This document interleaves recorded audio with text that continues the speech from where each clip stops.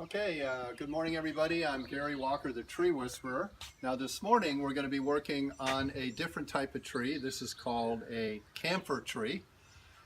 Maybe when you were a kid you might have had a mouth sore and your mom put a little tincture on the sore in your mouth. That was called camphor. In nature's pharmacopoeia, the camphor tree, if you take the leaves and you smell it, has a very distinct kind of a medicinal smell. In nature's pharmacopoeia, roughly 1/3 of all human medicines come from trees and other botanics. So this one has medicinal qualities and properties to it. So anyways, I'm going to lace this tree out. So I'm going to thin it out. I'll start from the inside out, from the crown down. And I'm not going to do any tipping or blunt cutting of the tips. We're just going to clean out the inside of the tree. As you can see, the camphor tree is very pretty. This is an older one, maybe 40, 50 years old.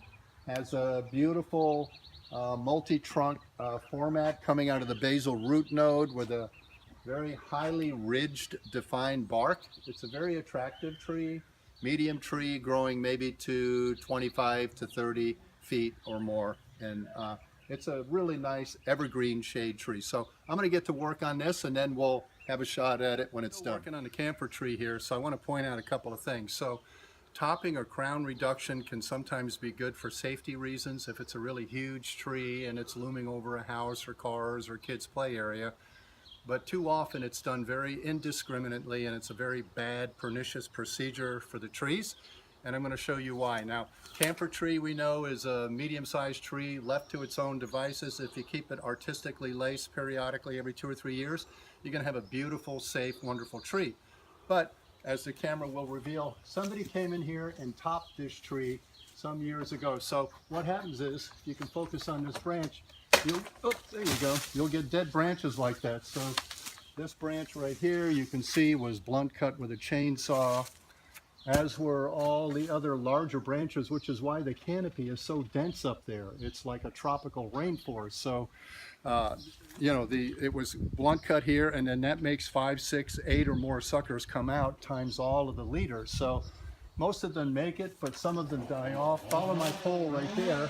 There's a very large one that didn't make it. That one's dead. Just followed it right to the top.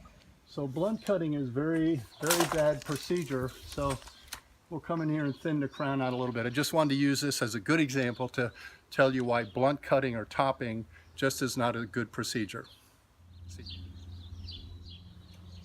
Okay, Ecce arbole, behold the tree. Here it is, the finished product, much better condition. It still is a tree that was topped or crowned years ago, so that's something that can't be overcome, but we deal with it the best way we can. It's all cleaned out in the middle, beautiful architecture reveal, and we now have a nice tree again. The Tree Whisperer is off the scene.